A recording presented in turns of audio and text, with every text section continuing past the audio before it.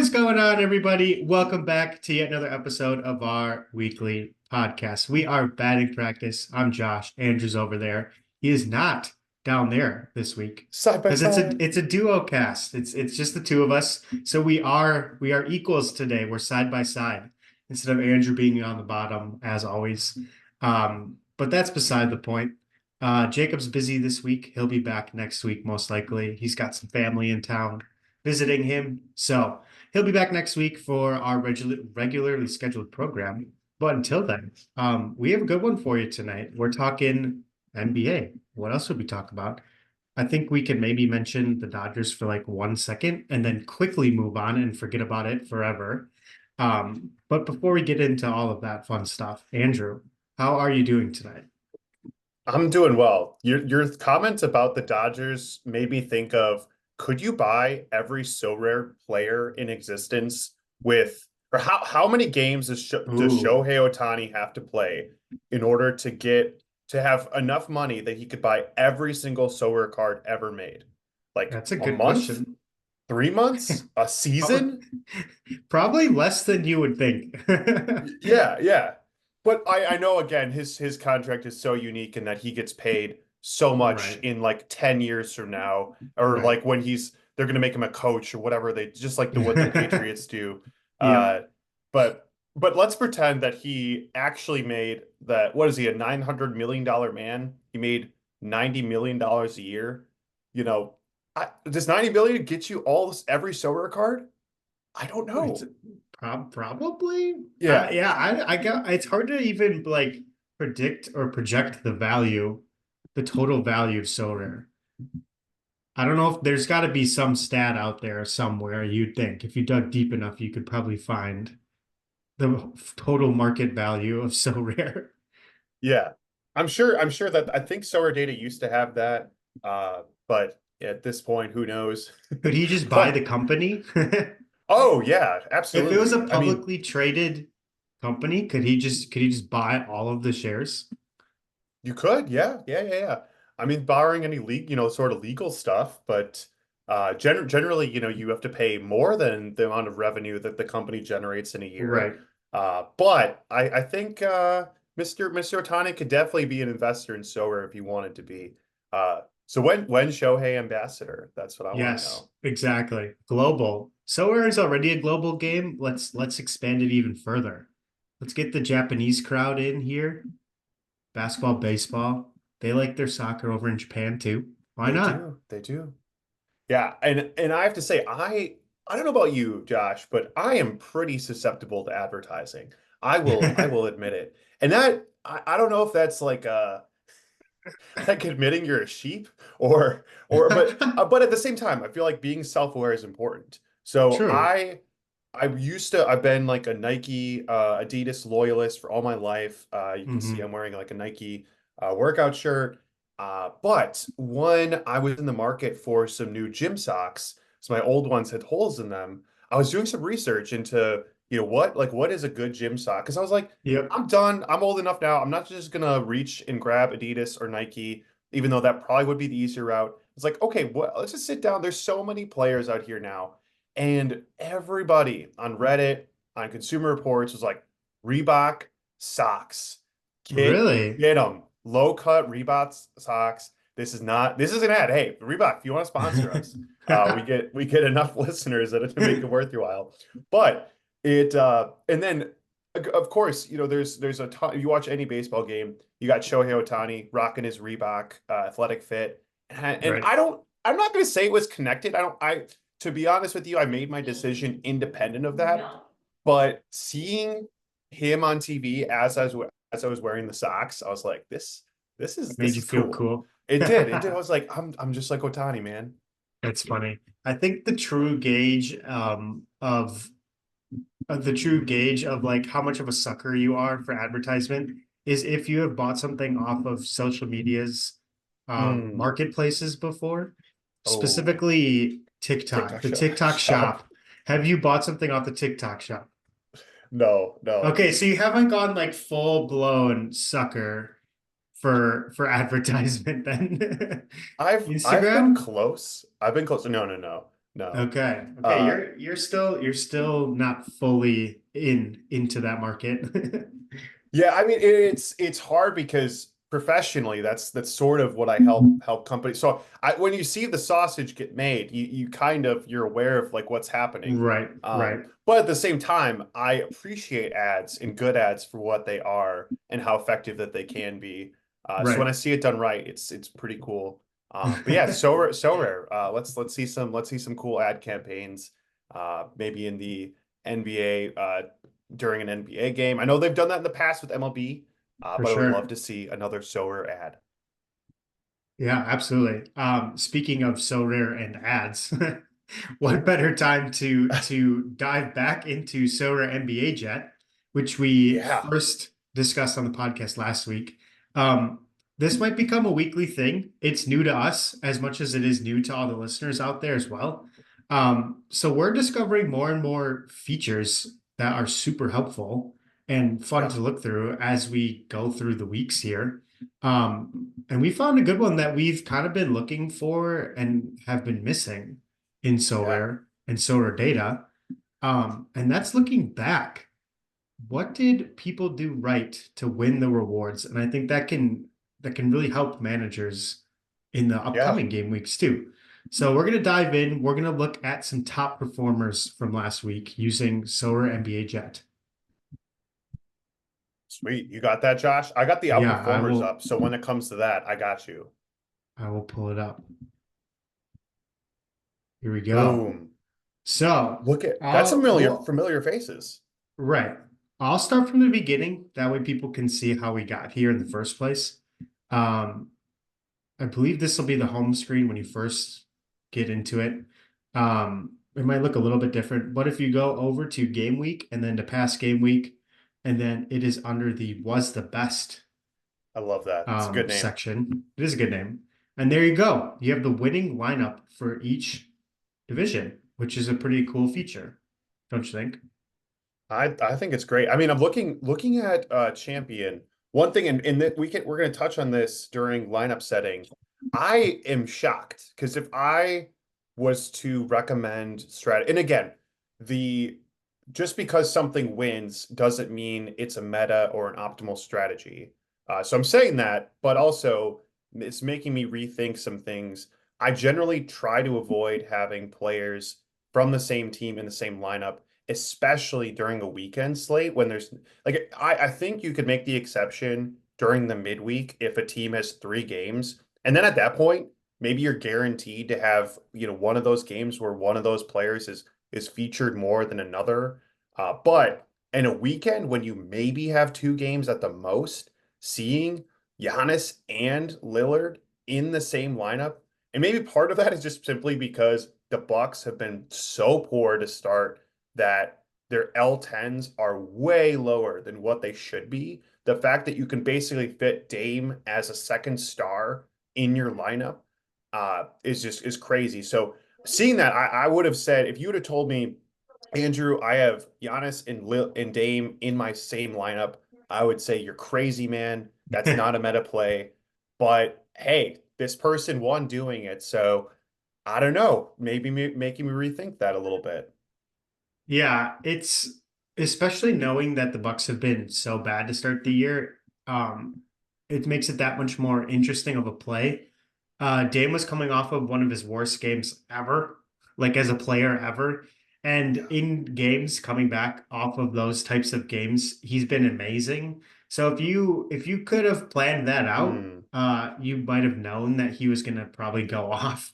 Nothing's a guarantee, but he was the top performer or outperformer of the week, which we'll get into. But the thing that's always interesting to me is these type of players over here, the Yep. Jay Huffs of the Yep. NBA.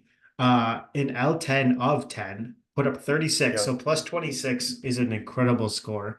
I think this format is the way to do it. Now, it'll Hmm. be curious to see throughout the year how that plays out.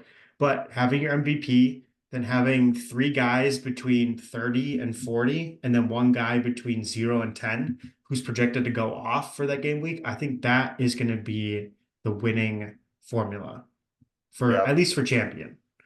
Probably for Yeah, all like of them, you could probably make the argument for all competitions that you kind of front load it and then you offset that with low L10 players. Um, but especially for champion, getting those 39s, 33 average players like Dame, like Bam, that's the way to do it. yeah, you basically need to have four captain like performances from your lineup if you want to do well in champion. That's at least what I'm finding. And what you can see this person, Giannis definitely the MVP, but essentially Lillard, I'll round him up to 40, and then you could say Bam and Terry both 230s, and then of course you can fit in your a true L10 of 10. But when you're putting in those 39s, those 33s, you have to say to yourself, can this person hit 60? If the answer is no, you probably should not be playing them in that lineup, or maybe uh, swap them out for another player. But I think if you're serious about podiuming, you need to have your 30 guys put up at least 50, 55, and then what you're expecting out of your L10, anywhere between, 30 and above is fantastic. Again, it's crazy. The Giannis, as an MVP, sometimes what I've seen, and what's cool about this tool is we can look at previous weeks. Sometimes you'll have when Jokic or Wemby or even Giannis goes absolutely nuclear, that MVP score can be sometimes in the 80s. I think we've had 90s in the past. So having that Mhm. MVP is still super important, but who you surround them with, maybe this strategy of a 40, 230s, and a 10. Maybe that is the winning combination. Absolutely. I think it's important to remember that this is number one. Um, you could miss on some of these players and still win a card, win a box, win something, a high common card if that's what you're playing. Um, but it's important to remember this is the top of the top. So this is every I don't think this is every top overperformer all in one lineup. But it's a lot of them. So you have to kind of maybe get a little lucky on some of these guys going off. But yeah, you're looking at about 60 average per player to Yeah. win champ, which is kind of crazy. Yeah. I think contender is the most interesting to me Mm, for a couple of reasons. One is the format of the winning lineup, and two is mm. the score.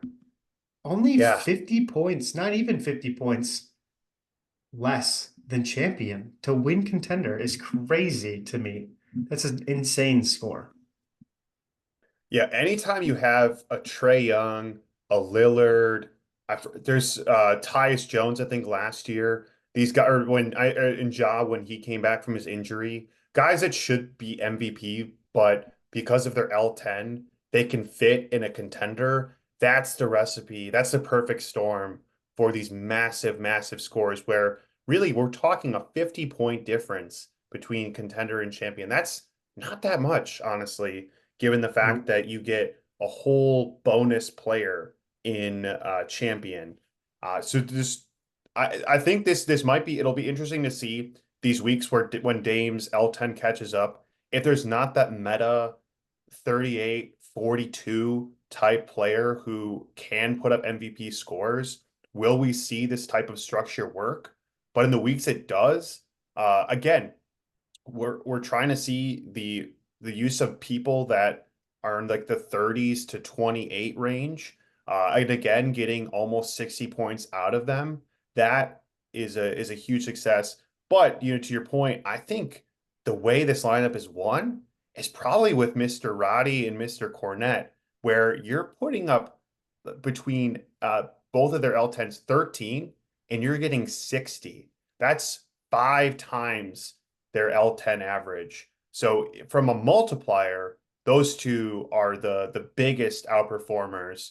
Obviously, from an absolute, we see more out of Dame, but crazy, crazy. If you can get those, and again, I don't know if these are needle in a haystacks, but I think I did play Cornette's common in my lineup over the weekend. Yep. But it definitely shows you this type of construction might be something to look at. It's interesting too because if you add up all the L10s, it's 110. So they had 10 more towards the cap if they wanted to. What? Um, Wait, that's crazy. if my quick math is correct, you have 69, 89, 97 plus 13 would be 110, correct? Yeah, that's Yeah. right. So you could even throw in a 40-point average guy over Jalen Suggs. Heck, looking up to Bam Adebayo would have fit in this lineup, would have gotten you 5 more points here. So this won, but there was room for even a higher score into the 250s. Yeah. Somebody could have overtaken this lineup, which is crazy to think about. But yeah, these low L10 players that are projected to go off are the keys to success to, I think, all of the competitions. Um, Yeah. I can't believe there's two. That surprised me a lot that there was Well, two under 10 L10 players in this lineup. well, let's see, underdog where we should see a lot of them. Or That minus two.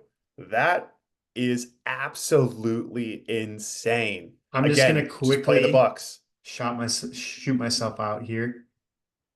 There he is. Oh my gosh. A -2. So I think he actually made my cap go up. Yes, yes, you do. Yes. You So get yes. so I used this strategy in my lineup building this week. Whoa, I look have at this Jokic lineup, and Josh. Davis and Towns Oh in my my starting God. five. Yeah. So we'll see how it works out for me. Two game time decisions, which is a little risky. But they both were probable to play. Karl Anthony Towns, whose L10 was in the 30s, I think, at this point. 40 for Yep. Karl and for Cat. So that felt like a hack too. You could argue all three of those guys are MVP type players. And then you throw in a guy who's averaging -2, who is projected to score in the 20s. Now, Yep. again, I don't think scoring in the 20s is going to allow me to win common champ. Uh, but if he could put up a big score, your MVP type players also put up a big score, you never know. But it does feel like the right strategy to at least podium. This lineup that we're looking at is absolutely crazy. A 40 and then essentially four with the rest 35 with the rest of your cap just spread out among the rest. That that is absolutely nuts from this person. But yet these were the all of the meta plays and I that again, what we're going to look at the outperforming players. I bet that a lot of these names that are in these winning lineups are going to show up in this list. But it's just crazy to see the way people are constructing their lineups. But it's one of those things, and I don't want to get disappointed or down, but again, when with how many limited cards there are of a certain player, if you don't have them in your lineup that really hurts your chances of podiuming and probably maybe getting a card because for every guy that played Dame, maybe they surrounded him with players that just had a average game weeks and so they won a box instead of. Right. But if you do have one of these top guys, they probably will win you something. The problem is when you don't have any of them and that is a recipe for a zero across the board for Yeah. rewards. It's a hard spot to be in, right? Because I don't think most people are going into the marketplace and looking up Jay Huff, not knowing he's projected to outscore his L10 by that much and buying that card. So I feel like the strategy would almost be to have your MVP type players and then each game week have a set amount in your Sorare account and kind of look after some of these guys. Luke Cornett, Keaton Wallace, Jay Huff, Tristan Da Silva. He might be a little more expensive because he's a rookie, but some of these non-rookies that are projected to outscore their L10, and maybe invest a couple bucks each game week into some of these players. Because, like you said, if you don't have them, odds are you're not winning a card. You're definitely not podiuming. Um, but it gets tricky because if Jay Huff all of a sudden, let's just say he's playing because of an injury, which I think he is. Embiid hasn't been playing, correct? That's part of the reason So why he's getting more minutes. yes, well the thing is what's misleading and what I think that they should update on this graphic, the team below is the team that they played That they're against, playing, correct, correct, right. not the You're team right. that, so he's on the Grizzlies and The they've been dealing with Grizzlies, their own injury yes, challenges to start the yes. season. Yeah, generally all of these low tongue guys, they're filling in because a star or uh, they're the sixth man or in some cases the seventh man up. But look at that price. That $10, That that's can't be what he was selling for before. no, absolutely not. We only have the last five sales, and it's what's so interesting about So Rare is yes, you do see a run up in the person's price, but you also see people that react after the game week, like you're buying the score that they had previously. Right, Unfortunately, folks that you're listening to, this is not the time probably to go run out and get a J Huff. Although maybe, if he still is, if his L10 is 16 and he's putting up 35, that's a pretty good right, outperformance. But the oftentimes what I've seen is people rush into cards after they've peaked, only to kind of buy at the top, which is what we see in a lot of different things, not just so rare cards. right. And not to discredit Jay Huff, I'm not super familiar with Jay Huff, if I'm being 1,000% honest with you. He's put up some decent scores. He's not going to be your 30 to 40 point average player. But he has been putting up in the 20s pretty consistently this year. Again, like you said, the Grizzlies do have injuries. Gigi Jackson has been out since the start of the year with foot surgery. Desmond Bain got hurt already. So they're dealing with some injuries, and that's got to be a big part of the reason why he's been scoring so well. 20 points across 14 minutes. If I had to guess, once some of these players come back, he's not going to be getting 14 minutes a game, but you never know. He's been playing well, so maybe they'll give him a little more run. But yeah, uh, Also, that's a crazy stat line. That's crazy he stat had line. Yeah, 14 minutes, 20 points. How yeah, many rebounds? That's also, again, a lot of this is just these guys had super hot hands at the right time. There five of probably was seven from three. another guy with his same L10 that got in with the same amount of minutes, but just did not hit his threes, did not hit, 5 for 7 from three. That's crazy. So again, like while I think what you should look at is not necessarily him as a player, but what type of player that can fit in that. So this is not, I don't think we should be the Jay Huff show, even though crazy stat line, Mr. Huff. That is a crazy amount of points per minute. If he only played all the time and he could sustain that, then he'd be an all-star. Yeah, But right. some of this too is just they just did have a very, very, very good game relative to their you know we got Mr. De Golly. Silva till. I mean, Oh, again, you're paying a little more for there's the rookie tax, so you're paying a little more. But yep, wow. I mean, again, another guy like the Magic are also a team that have been dealing with some injuries.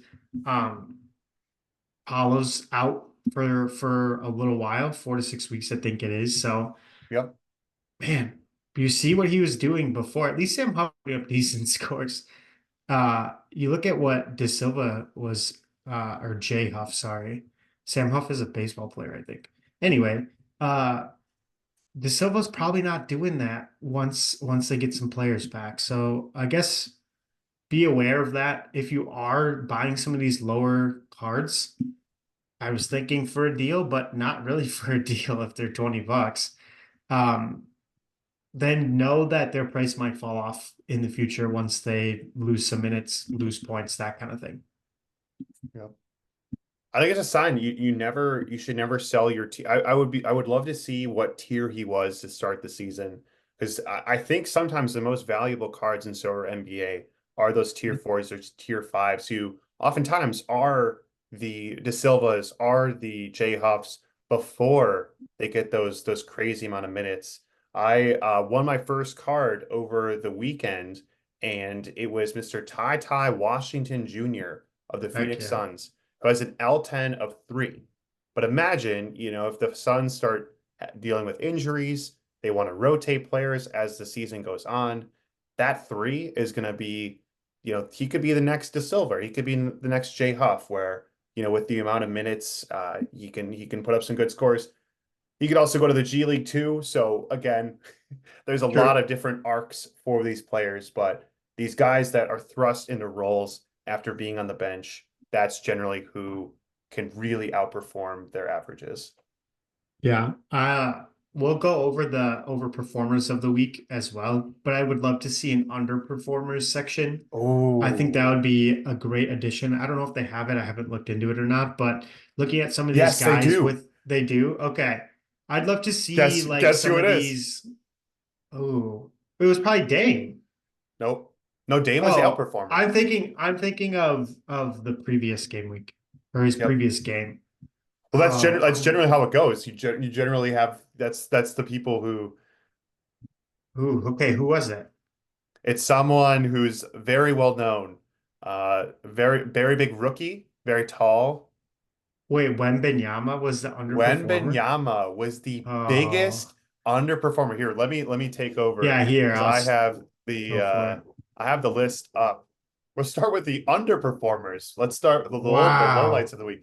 Wemby minus 25. That 58 average will do that to you. And look at that.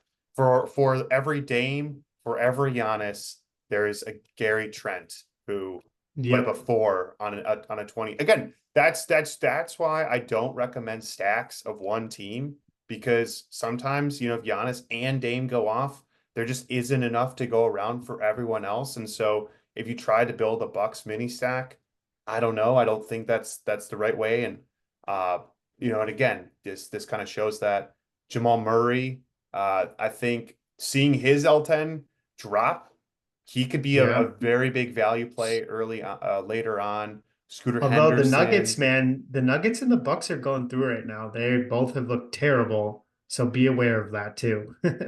this season is so long. The So only long. thing that would doom the Nuggets and the Bucks is if Jokic and Giannis got traded, True. respectively. If Jokic and Giannis are on their teams, watch out. Watch out. Yep. I think the other Uh, feature I'd love to see is how they scored in comparison to their projection by Sorare NBA Jet. Again, it oh, might exist. I haven't looked enough into it. that would be But that would cool. also be very cool to see how accurate they are actually projecting these players. From what I've seen so far in using the feature to set my lineups, it's been pretty darn accurate. But I'd love to see exactly how accurate their projections are. And what's interesting, so I am a premium subscriber. So one of the features of that, you get your projections from RotoWire. I don't know with the free version where those projections are coming from, but again, it would be really interesting. I would hope that the projections you're paying for are better than the ones that you could get for free. But at the same time, if projections are an art and a science. But let's Right. look at those outperformers. We'll sort it. Okay, let's look at highest score. Who do you think was that? Was that Giannis, or do you think it was someone different? I don't actually know. Highest scores? Man, I think it was Giannis. It probably was. Here we go. Yep. So Yep. that's why Giannis was in the winning champion lineup. He had the highest score of the entire game week. Anthony Andrew, these are Davis. your cards, by the way. Oh, look at that. Look at that. Wow. Whale time. Whale I think it's time. still Giannis. Yeah, that was a little humble Whale flex. time. We know you did that on purpose. I don't actually own a Wemby, for the record. Common, you Actually must have his common card right now. I have his common card. Okay. Yeah. I do not own a Wemby. That is the dream. Maybe okay, I'll say this right now. Goal for the season, get a Wemby. I That's the like goal. that. There you We're gonna go. get a Wemby. Sometimes you have to speak things into existence. This was being a little bit slow for me. Again, I think because they're Okay. loading in a ton of players. And this Right. site, I love it. They're working on upgrading their servers, so that's one of those things that will get better once they have more server space. Sometimes you can refresh the page. Oh, there we go. Just gotta be patient. Again, these names are not surprising. If I look, okay, top scorer was I still love Giannis. how this is a Then it was Dame. paid feature. I love how it says veteran, U23, rookie, all that Yeah, stuff. Love so that. That is cool. a great So cool. feature. So cool. But yeah, Giannis, it's actually crazy though seeing Giannis as a veteran now. I He's an old know. man. He He's is. I still feel like, he's been in the league for not that long, but He never has now. been. He's I been in the know. league for I a know. while now, so But yeah, Bucks got their veterans. Yeah, yeah, look at that. that's Top two. again, that's why that lineup won. They had the two high scorers of the week. That if you can do that every single week, you will be set up for really good scorer success. Uh, Absolutely. Not to and shout out to AD. He's having a good start to the Yeah. season. Jokic still playing well. Bam. Look Bam. at that. 60 on a 33. So yeah, again, if one of those lineups had Bam in it, they could have had even more points than they already did have. You look at Zion. He's coming through a little bit. Maybe watch him Sure. out. We've been talking about on the first episode who is going to break into that next level. Uh, I say this as someone that has a Zion rookie card. I was a believer early on. He did fall in love a little bit with Louisiana cooking. But again, I think he can turn it around. I still believe in him as a prospect. So I think, guys, watch out. Zion might be that guy that can burst into the scene because to be honest, I thought he would have had a Luka career trajectory by now. So maybe it's only a matter of time. But look at that. Zion putting up a 58. Maybe that's the start of more to come. There you go. Looking at our, oh yeah, and this is the lowest performance. Wow, wait, I own a Gary Trent. That's actually embarrassing that that it was the same. Let's look at the positives. I don't own a Dame, so I did not see that. But look at that. De Silva, Lillard. Okay, some new names. We have Eason and Grady Eason Dick. was in the one of the winning lineups, Oh, but was Grady he? Dick Okay. was not. Grady Dick was Grady not. Dick, interesting that he was not featured in one of the winners. Nor did we see a Bam in one of the winners. I Bam don't. was also in Oh, is he the one of champion? The them. champion? Yeah, one of Yeah, them. yeah. Yeah. There's And your then boy Huff. yeah, Mr. Matthews Huff, wasn't. Aaron Gordon, Gordon wasn't. Suggs Suggs. wasn't. Kessler wasn't. No, Yeah, so there was some room for different players to be involved in these winning lineups. yeah. It kind of that's kind of cool to see that you don't have to have all of the. I do think with champion it'll. I would be very shocked if you did not if you could win without having the highest scorer in a game week in your lineup, just given how that there's no cap.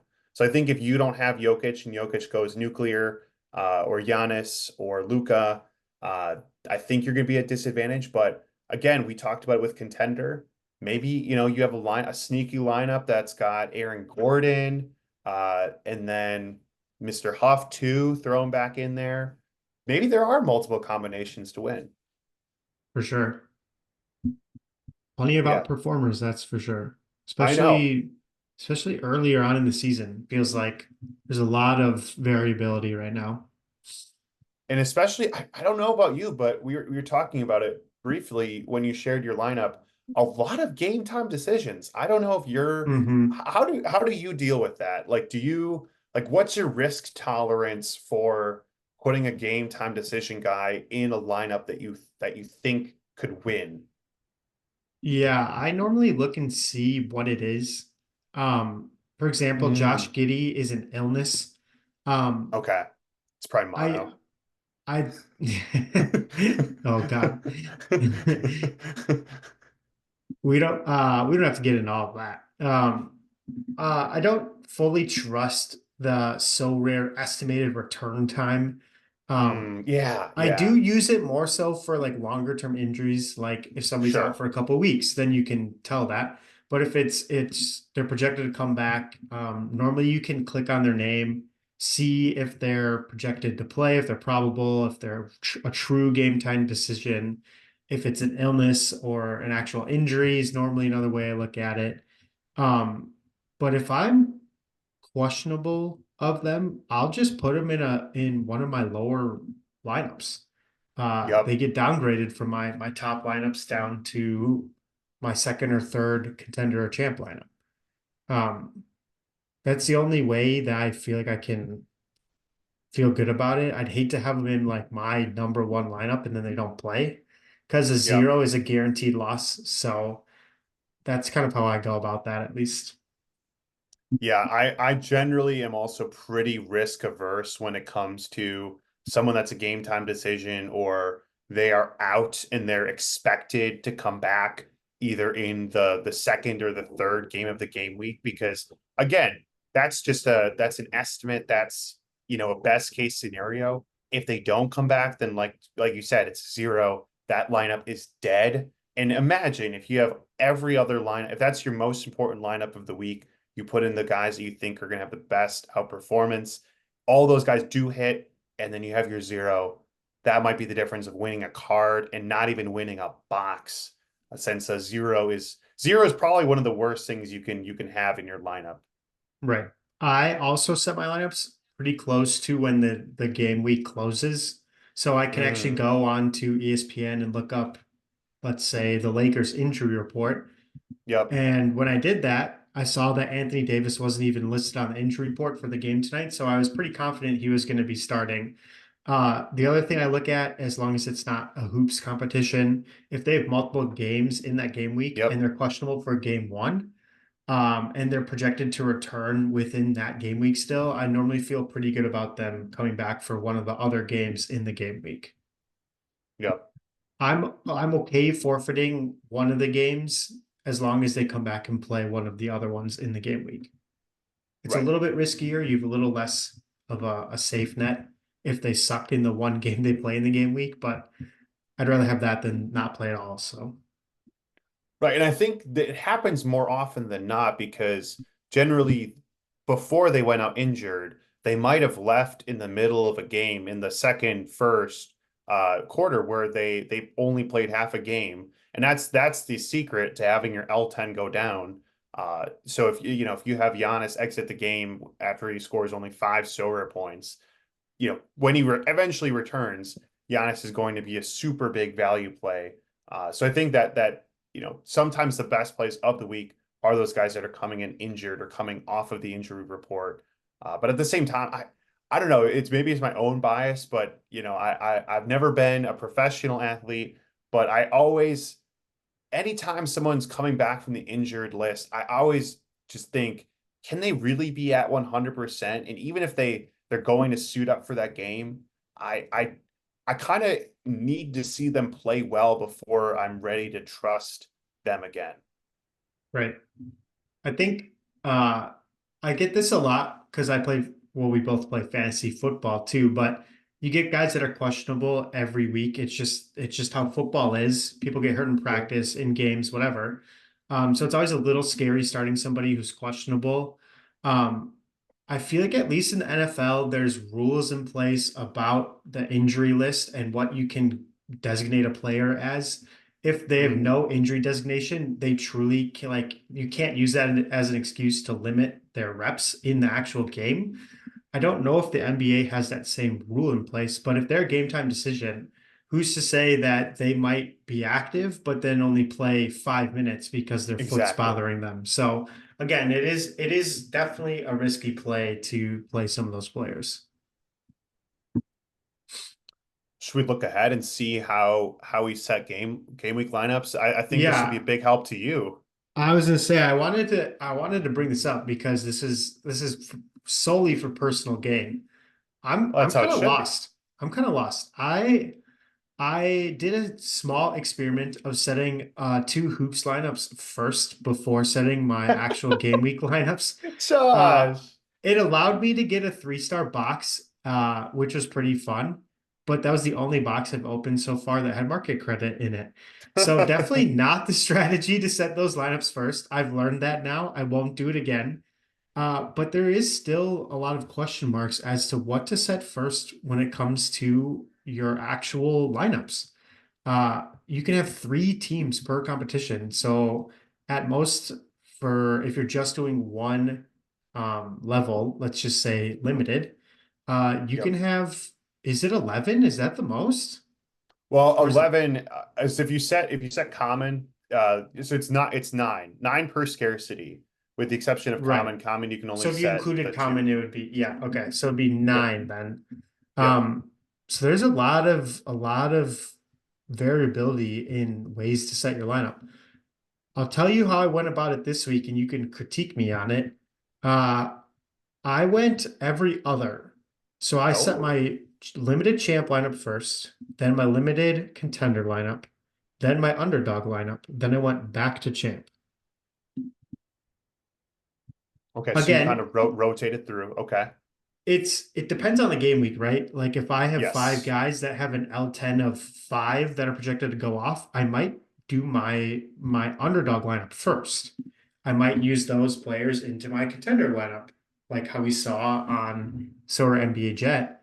You need some of those low L10 players. So it definitely depends on what you have and that game week, but I'm don't know if that's the right strategy or not. So I think with anything with so rare, the first thing I think you should start with are the prize pools. That's generally what I look at first. So within champion and contender classic, the potential rewards, maybe will it show me if I go to the leaderboard? Yeah, here we go.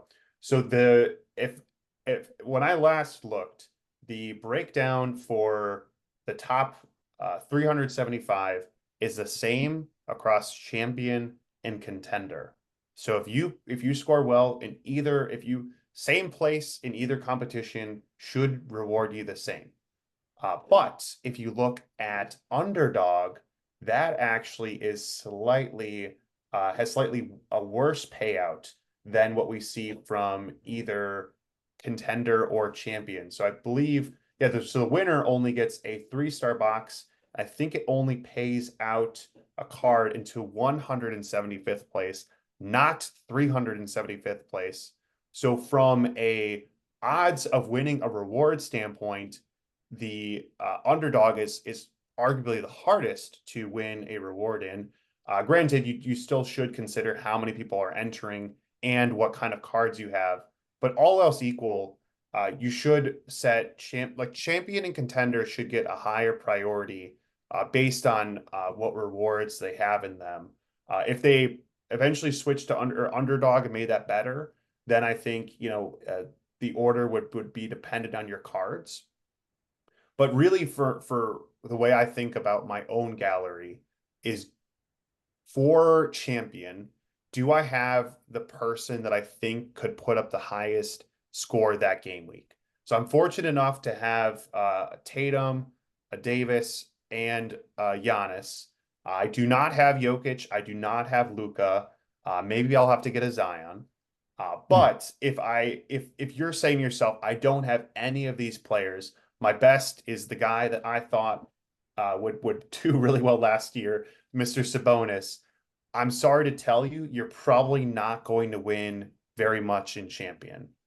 The first priority for you should probably be contender. Because a contender, you don't have to have the Giannis, the Luca, the even Tatum. You don't have to have that player. In fact, the average cost of these players in my contender lineup is probably, if you added all of them up, it's probably half of a Giannis. So you can get a Right. lot of value out of these players. And they're not as expensive as the MVPs. So I think if you don't have an MVP, you should probably only be playing contender or underdog. Um, Sure. I don't know. How do you think about that? Yeah, that makes sense. I know I have some cards that are borderline. Mhm. You see Dame who put up 70. I have a Dame. He's capable of That's those true. MVP type scores. I have a LeBron. He's capable of putting up Mm, 50s and okay. 60s, 70s. Yeah. So those are probably like the two top Hmm. that I could and those are the two champion lineups that I do have is those two at my MVPs. Yeah. Um, but like, yeah, like you said, outside of that, I think it makes sense to focus a little bit more on contender, um, and then kind of fill in gaps where you can. Um, I'm one who sets lineups even if I feel like I don't have a chance of winning in that in that Yeah, you competition. still should. Yeah. Um, obviously you get the percent boost, which is always nice, and you never really know what could happen. But Right. um, I think what I'm gonna do from here on out is set my champ lineup with LeBron or Dame, depending on who's projected more, and then focus all on contender and then fill in where I can. I think Yep. that's going to be my goal and see how I that think plays out. that's a great way to think of, yeah, the way I truly do it, I set my contender first. So my first contender, I set that first. And then I usually set my first champion second. So I'll Okay. do, so I built, so for example, I built this lineup first, and Yep. then I hope Giannis eventually plays this game week. I then built this first champion as my second lineup made. And then Sure. from there, I knew, so this one's a little bit different in that I knew I put Davis and Giannis. I put those two as like S tier, and I'll put Tatum as maybe tier one. Sure. If I'm using, generally, I try not to play them in the same lineup, but I also am of the belief that it's better to build one great lineup than two good lineups. So I Right. knew that this week I was going to be putting my two best MVPs in the same lineup. And because of that, I instead of alternating between champ, I did these contenders, contender 2 and 3, right after I set that champion lineup, because I knew that from the projections, these guys were the cards that had the best L10 outperformance of those in my gallery. And then from there, I worked kind of my way back to champion, and then I kind of alternated it through underdog, um, just kind of seeing how everything fit. But generally, I kind of I set contender number one, then probably champ, uh, first champ second, and that's until I see better results. I'll probably stick with that for the Sure. foreseeable future. I like it. Yeah, because like we saw earlier, what we talked about earlier, like you need one of those low L10 players to go off. Um, Yep, and you can use that in one of your contender or champ lineups, and that can help a ton.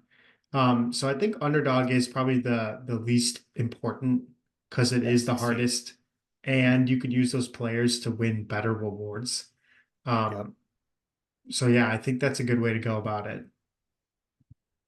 And I think it's definitely going to be interesting to see how it evolves. But yeah, I think I'm glad you did your experiment with hoops. I think hoops are my remaining players after I've set all of my lineups.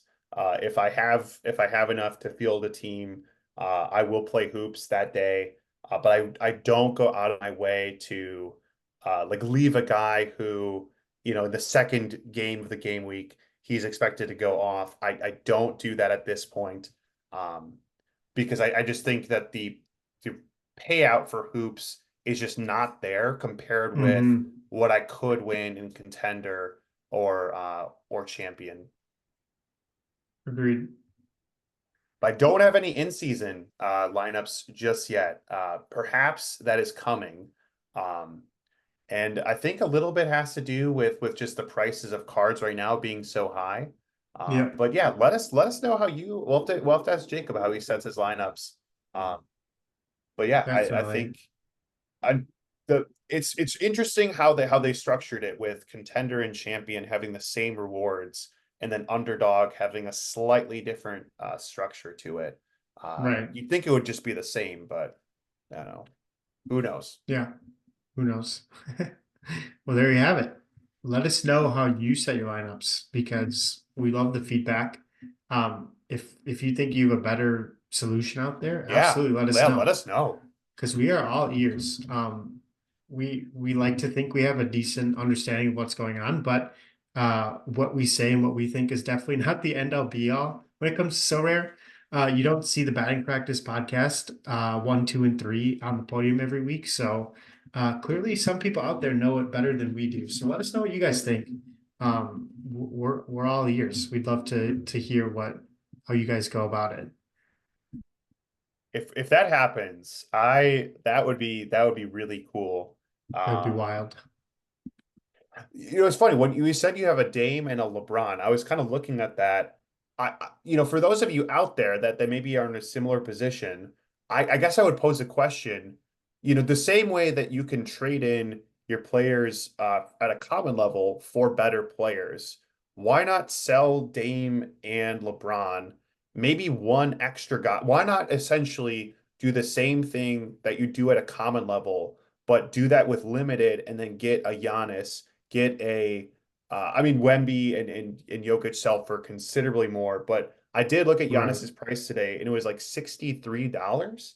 And right now, LeBron and Dame are selling for about 20, $23 each. So call it 45. So one Sure. extra player, maybe two, and you're already at a Giannis. Um, Right.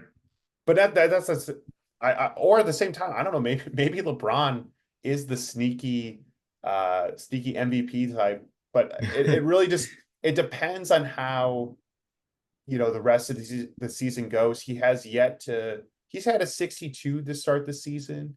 Um, but playoff LeBron, late season LeBron, that's where he really shines. So maybe hold on to your LeBron, but I don't know. It kind of made me think of, using the same approach that you take with commons, but doing that to get, if you have like three borderline MVPs, trading them in to get one good, like real MVP. Yeah, that makes a ton of sense. I think it's easy to get caught up in quantity with the new features of Sorare and lineups where you can set three lineups in a competition. It feels wrong not submitting full lineups in each Yeah. competition because that feels like you're limiting your chances to win. But it really does come down to a quality over quantity thing. So having one of those top five guys is probably the way to go about it. And I think what you're finding too, and you have to have a, a, a just absolutely nuclear week to win anything that's not a box. Even winning a box, let alone above like a single star, Right. requires a probably a contender like 50 to 60 points. So probably like actually I think you might even have to score above 200. That's actually plus 80. Uh, and then with champion, maybe you're clocking in at 250. So you kind of do, even to win anything, you have to have a pretty good game week. So I think that reinforces what you said, where quality matters a ton. Just simply, in this era of three lineups per person, including whales, you're going to have a really good game week just to even get to sniff a reward. Right. Exactly. Well, there you have it. Should we say we can save Essence for next week? I'll share it on Twitter, get some Yeah, thoughts in the community absolutely. first. And at the same time, I'm also curious how the value of these player cards has changed in itself, since Essence is really dependent on what players go for, since you're crafting a card. So we'll Right. we'll see how that evolves over the season. But we'll get that shared on Twitter this week. So be on the lookout for a little thread on how much an essence is worth, because we sat down, we did the math just for you. You Uh, did the math. I Give did the yourself some math. credit. Yeah. We did the math. And yeah, we have some relative. It's cheaper than a gallon of gas, which is good. So if you powered your car on Essence, you'd probably save some money. Sadly, you can't use Essence to get yourself around. But you can get a soda card. There you go. Oh man, yeah. We'll be on the lookout for that on Twitter. Uh, and we'll probably dive in a little bit more in depth next week. Um, but yeah, don't forget to look at all of our socials. Subscribe on YouTube, like our latest post. Leave us a rating wherever you're listening to the podcast. It takes a minute, not even a minute. It takes like 5 seconds for you to do it, and it helps Yeah. us a ton. We appreciate it. So just quickly go do it right now. We appreciate all the support. It means a lot to us. So we thank you in advance. And until next week, you just attended batting practice. Now you're ready to get in the game. Peace. Peace.